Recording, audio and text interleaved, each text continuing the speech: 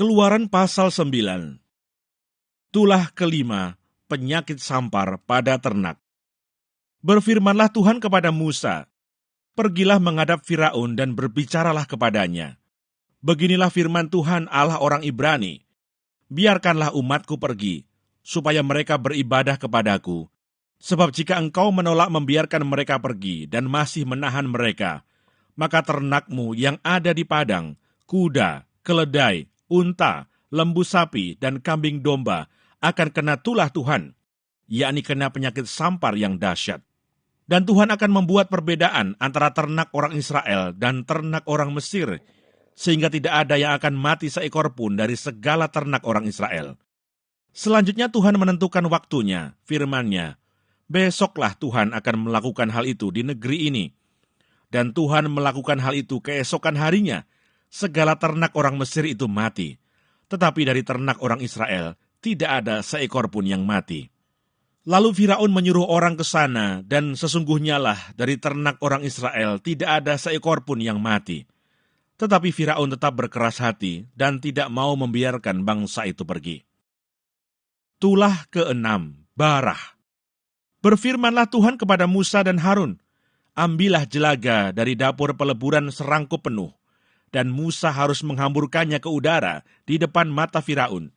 Maka jelaga itu akan menjadi debu meliputi seluruh tanah Mesir, dan akan menjadikan barah yang memecah sebagai gelembung pada manusia dan binatang di seluruh tanah Mesir.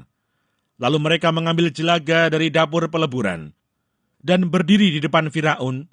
Kemudian Musa menghamburkannya ke udara, maka terjadilah barah yang memecah sebagai gelembung pada manusia dan binatang, sehingga ahli-ahli itu tidak dapat tetap berdiri di depan Musa karena barah-barah itu. Sebab ahli-ahli itu pun juga kena barah sama seperti semua orang Mesir. Tetapi Tuhan mengeraskan hati Firaun, sehingga ia tidak mendengarkan mereka, seperti yang telah difirmankan Tuhan kepada Musa. Tulah ketujuh, hujan es.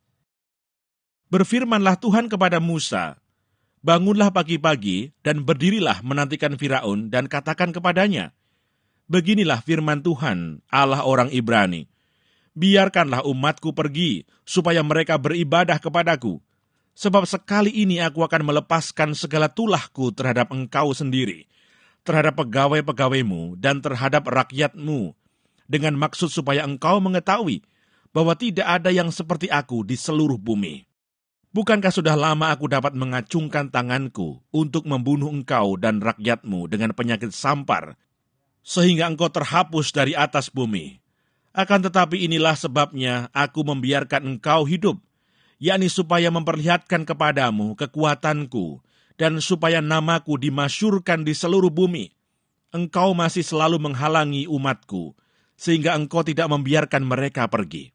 Sesungguhnya besok kira-kira waktu ini, aku akan menurunkan hujan es yang sangat dahsyat, seperti yang belum pernah terjadi di Mesir, sejak Mesir dijadikan sampai sekarang ini. Oleh sebab itu, ternakmu dan segala yang kau punyai di padang, suruhlah dibawa ke tempat yang aman. Semua orang dan segala hewan yang ada di padang dan tidak pulang berkumpul ke rumah, akan ditimpa oleh hujan es itu, sehingga mati. Maka siapa di antara para pegawai Firaun yang takut kepada firman Tuhan, menyuruh hamba-hambanya serta ternaknya lari ke rumah. Tetapi siapa yang tidak mengindahkan firman Tuhan, meninggalkan hamba-hambanya serta ternaknya di padang. Berfirmanlah Tuhan kepada Musa, ulurkanlah tanganmu ke langit, supaya hujan es turun di seluruh tanah Mesir, menimpa manusia dan binatang, dan menimpa tumbuh-tumbuhan di padang di tanah Mesir. Lalu Musa mengulurkan tongkatnya ke langit, maka Tuhan mengadakan guru dan hujan es, dan api pun menyambar ke bumi, dan Tuhan menurunkan hujan es meliputi tanah Mesir. Dan turunlah hujan es, beserta api yang berkilat-kilat di tengah-tengah hujan es itu, terlalu dahsyat, seperti yang belum pernah terjadi di seluruh negeri orang Mesir, sejak mereka menjadi suatu bangsa. Hujan es itu menimpa binasa segala sesuatu yang ada di padang, di seluruh tanah Mesir, dari manusia sampai binatang, juga segala tumbuh-tumbuhan di padang ditimpa binasa oleh hujan itu, dan segala pohon di padang ditumbangkannya. Hanya di tanah Goshen, tempat kediaman orang Israel, tidak ada turun hujan es. Lalu Firaun menyuruh memanggil Musa dan Harun serta berkata kepada mereka, "Aku telah berdosa sekali ini. Tuhan itu yang benar, tetapi aku dan rakyatkulah yang bersalah. Berdoalah kepada Tuhan. Guruh yang sangat dahsyat dan hujan es itu sudah cukup. Maka aku akan membiarkan kamu pergi. Tidak usah kamu tinggal lebih lama lagi." Dan berkatalah Musa kepadanya, "Sekeluar aku dari kota ini, aku akan mengembangkan tanganku kepada Tuhan. Guru akan berhenti, dan hujan es tidak akan turun lagi, supaya engkau mengetahui bahwa bumi adalah milik Tuhan.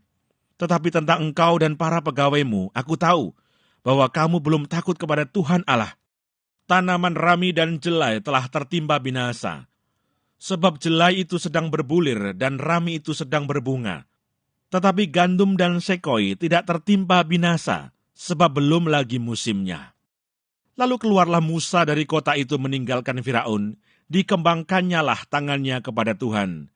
Maka berhentilah guruh dan hujan es, dan hujan tidak tercurah lagi ke bumi.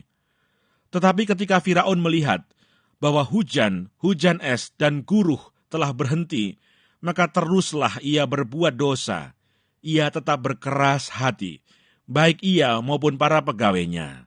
Berkeraslah hati Firaun, sehingga ia tidak membiarkan orang Israel pergi, seperti yang telah difirmankan Tuhan dengan perantaraan Musa.